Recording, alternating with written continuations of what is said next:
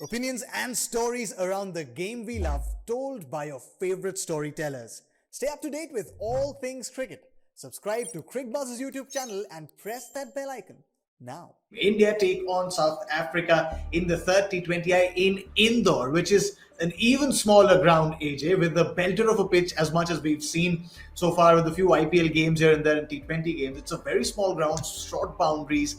And with that kind of a bowling attack, you have got to know that this is your last chance because this is your last T20I. You do play some practice games, but this is the last time you play in a proper match environment. Yeah, this is a game that, ideally as Indian team or the South African team has to look at it and say, listen, this is the game in the final. Say we're in the World Cup. Whoever wins goes through to the knockout. This is how important this game is. Series is lost. What has happened in the past, you have to forget. And can we play this game or simulate this game? And how we're going to play in that World Cup? Are we capable of doing it here? Because this is a one-off game. And it'll be I don't know, sitting here, I feel that people will take more chances in that game than we've seen in the last couple of games. Whoever bats first will have a huge pressure of what total that they have to get to. Yeah. So either it'll be somebody like India where they get to 230, 220, or it'll be a little push pataka that you'll go too hard at the top. Yeah. So if you're part of Indian team, you want to make sure that you don't go too hard and leave too much towards the end of that innings. That's how you'll have to look at it. And it's a good practice. It's Absolutely. A good practice for that game in the World Cup. That's the way I see it. Yeah, and if you're in the Indian camp, Joy, are you secretly wishing that we really want to defend again? It's a very tough ground to defend. It's a flat track, short boundaries. We want to defend and just test out everything that we have to. Yeah, look, again, I just genuinely believe that, you never want to win tosses and do things, Virat Kohli once said that we want to practice this and practice that. That's because Virat Kohli used to keep losing tosses, unfortunately. But my point is that they will want to win, seal it in 3-0, and whichever way, they want their bowlers to do something. This has been a bit of a scare for the bowlers. They'll just say, we need a good 20-over bowling performance. Somehow the bowlers need to give us 20 good overs. You can't give us, and one of the worries with bowling is inconsistency. You'll go 1 over, you'll go for runs, but 3 no balls, stuff like that happening. There needs to be a whole lot more discipline in the bowling attack, and I think they'll just focus on that because, as Ajay has very rightly said, the moment your bowling goes for the kind of runs they did today, the pressure is actually on the batsman because then they're looking at each other and saying how much is enough, and they might end up doing something stupid, and that's exactly the problem that India is going to face. And this is not a problem for tomorrow. This is a problem for the World Cup if our bowling is not sorted. Yeah, and inconsistency is a very key word there because even in the second T20, I beg your pardon, we saw that Harshal Patel was going for runs. He was still acing some of those Yorkers, some of those dipping in slow balls, but they weren't just consistent enough in the areas that he wanted to bowl, which is why he went for runs aplenty, and that's a worry.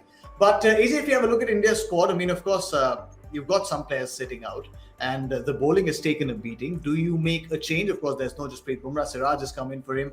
Do you try him out? Because Siraj, of course, plays in the ODI series as well. There's Umesh Yadav, but that you don't really have a lot of other options. Yeah, no, I won't take chances at this stage. I think we're in that World Cup mode already, and it will be too late. And if you leave out somebody, now it like I always say, it's never the one man that you leave out at the last moment, or when things go wrong, you leave somebody out. It makes an effect to the entire side. You've trusted these guys, and these guys have done well for you. People have bad days, and people go through bad runs. Unless somebody's injured, that's a different story. Otherwise, I would probably play the same side to make sure that when we get to that World Cup, we have no doubts in our mind. And it's not too far. You don't even need 20 good overs, Joyda. You get first 7-8 good overs, what we saw in that last game. Things can change. It's just that I just hope that we've not also got into this template business, because if a man takes a couple of wickets in the first over, is capable of swinging the ball, why would you not give him the next over? So unless it's a template that you want to follow the template as well, it's a wish.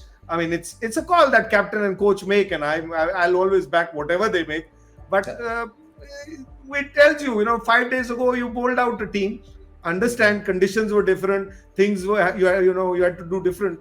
But when you picked up 2 wickets, that man ended up giving up 60 runs at the end of his 6 overs. So certainly the template didn't work.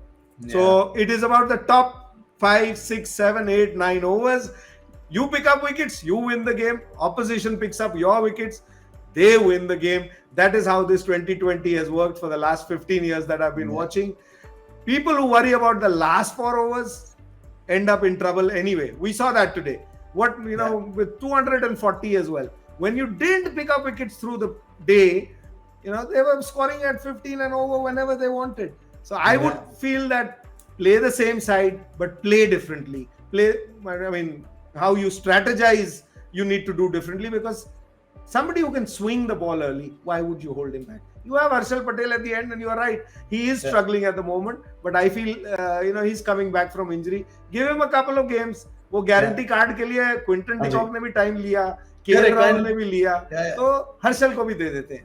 Yeah, and it was a good sign in that second T20I that he was nailing some of those Yorkers and bowling those slow dipping, slow balls as well, but they weren't just consistent enough.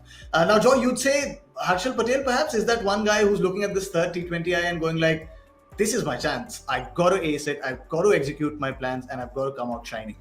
And Harshal Patel, again, a vital part of India. I mean, he's one of the guys who is a definite first team player, because he does a particular role, and with Bumrah's uncertainty, definitely that his role is almost the most defined role as you have in this team. And look, he needs to be completely on the ball. I don't think exactly. I feel that if you start him early, the early overs, you need to put him exactly as Ajay was saying, that get Arshdeep in when the ball is swinging a little bit more early. Use him there. Let Harshal finish. Chair is doing well, well on both sides. Use Chair sparingly, but definitely you can hold Harshal back a little bit more and give him more of a chance to do his job as his specialist death bowler. Yeah, and who's that player in South Africa's squad, AJ? I mean, they've had a great performance in the second T20I, but they still ended up on the losing side. They also have a lot of headaches. I mean, we've spoken about India, but they have headaches as well. One player here that's saying, this is my chance, I've got to go out there and shine. One man, everybody, the whole of India was waiting for, and I was. Stubbs, it's almost like his cigarette's been stubbed. He hasn't walked out to bat. I mean, they lost by 15 runs. The guy hasn't batted. So, I want to see him. I mean, not that, I want to see him do well against India, but I want to see him, how he does it, in these conditions. But the man that I would watch out for, if there's one man, it's Quinton de Kock. Please, that's the man to watch out. He's back. Because I feel back means class players needs one little opportunity, and I think he may have lost this game, the second game for South Africa, but it probably will give them more benefit than that bilateral, and he's the man that I'd be watching out for in the game in Indore. That's very interesting, because I've just gotten what David Miller has said after Quinton de Kock's knock and after this game, Joy. And he said that Quinton obviously struggled up front, but he managed to bat through and give us a chance. He's capable of hitting big 4s and 6s, so it was just about getting in. As you saw, we were just 16 runs short. He walked up to me after the game and said, well played, and I'm sorry. So you're right, AJ, that he's perhaps had that realization, and what you're saying is correct. He's, as Miller said as well, he's spent that time in the middle. He's done the hard yards. Towards the end, we saw he was hitting them really clean. Yeah, he got better and better and better. And, somebody who's had a year like he's had, you can understand that, he had to get, back into form. It is a mental thing. It's not that he's changed his technique or something. And we saw that with Virat Kohli, the day he came out and talked about his, mental aspect or whatever he had gone through.